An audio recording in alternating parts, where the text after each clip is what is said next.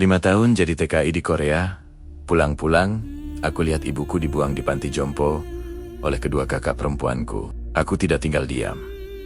Aku akan balas semua perbuatan kakakku dengan cara. Part 4. Niam. Si anak bungsu tidak akan diam saja ketika ibunya dikirim oleh kedua kakaknya di panti jompo. Niam akan memberi pelajaran yang setimpal. Maka saat ini Niam akan memberi perhitungan kepada kedua kakaknya. Di sini, Mas, tanya tukang ojek ketika telah sampai pada alamat Mbak Ningsi. Kakak dua Niam. Malam itu, udara terasa lembab. Angin yang lewat hanya membawa aroma tanah basah dari halaman rumah. Niam menatap rumah Mbak Ningsih, yang ternyata sama bagusnya dengan rumah Mbak Nikmah. Dengan perlahan, Niam menyelinap lewat pagar yang ternyata tidak dikunci. Langkahnya perlahan, berhati-hati, lalu berdiri tepat di bawah jendela. Dari sana terdengar suara piring dan sendok beradu. Rupanya mereka sedang makan malam. Ia menempelkan telinga ke kaca, menahan napas. Besok, tanggal kirim si Niam, kan? Suara seorang laki-laki terdengar jelas. Itu suara Bobby, suami Mbak Ningsih. Iya, Mas. Jawab Mbak Ningsih dengan suara pelan. Biasanya, Niam kan video call. Lanjut Bobby. Jangan lupa, standby di panti. Cari tempat yang gak mencurigakan buat terima telepon. Jangan sampai Niam curiga kalau kita sudah buang ibumu ke panti jompo. Hati Niam langsung tercekat mendengar obrolan itu. Iya Mas. Aku bakal selalu ingat kok, kata Mbak Ningsih. Ada nada malas, seolah itu hanya rutinitas kecil bagi dia. Bobby menaruh sendoknya.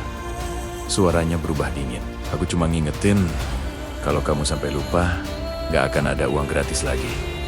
Iya Mas. Niam merasakan dadanya semakin sesak.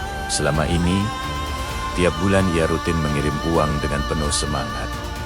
Selalu berpikir, uang itu akan membuat ibunya bahagia. Ternyata, uang itu malah ditilep oleh kakaknya. Ngomong-ngomong, Mbak Nikmah kayaknya beli motor baru kan? Nih, lihat dibikin story WA. Bobby terkekeh, terdengar puas. Ya ampun, iya Mas, motornya bagus banget itu. Kamu apa nggak pengen beli juga? Sana minta adikku, kasih alasan yang masuk akal. Adikmu kan kerjanya di luar negeri, pasti uangnya banyak. Mbak Ningsih menghela napas. Ya nggak mungkin kalau aku minta uang sebanyak itu Mas. Yang ada, dia curiga. Kan kamu bisa pakai alasan buat ibu.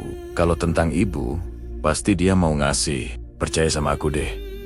Dia itu sayang banget sama ibunya. Pasti dia akan kasih berapapun uang. Asal bilangnya untuk ibu.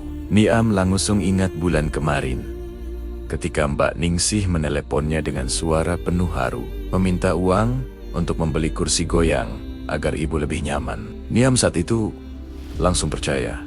Langsung mengirim uang tanpa banyak tanya. Dan kini dia tahu kalau semua itu hanya bohong. Iya deh Mas, nanti biar aku coba, jawab Mbak Ningsih. Akhirnya, Bobby tertawa kecil. Pinter, kalau soal uang, jangan pernah ragu. Selama ada ibumu, kamu punya alasan untuk dapat uang. Niam ingin berteriak, ingin membongkar semua itu malam ini juga. Tapi ia menahan diri. Tidak sekarang, belum saatnya. Beberapa saat kemudian, Niam melangkah gontai keluar dari rumah Mbak Ningsih. Karena rumahnya sudah dijual, Niam akhirnya memutuskan mencari tempat tinggal seadanya. Dia menelusuri geng-geng sempit, bertanya pada beberapa orang, hingga akhirnya menemukan sebuah kos-kosan sederhana. Gak apa-apa, aku tinggal di sini dulu. Aku akan rebut kembali hakku yang diambil Mbak Nikmah dan Mbak Ningsih. Tiba-tiba, sebuah ide melintas. Besok, aku akan video call seperti biasa. Ucapnya pelan, namun syarat tekad. Besok, aku akan akting seolah-olah aku masih di Korea. Niam menyeringai. Aku pengen tahu bagaimana Mbak Nikmah dan Mbak Ningsih memperlakukan Mama tanpa aku di sini. Tanpa mereka sadar kalau aku sedang mengawasi. Malam itu Niam tahu babak baru sedang dimulai. Dan besok adalah langkah pertamanya untuk membuka kedok kedua kakaknya. Baca part selanjutnya di aplikasi KBM App ya.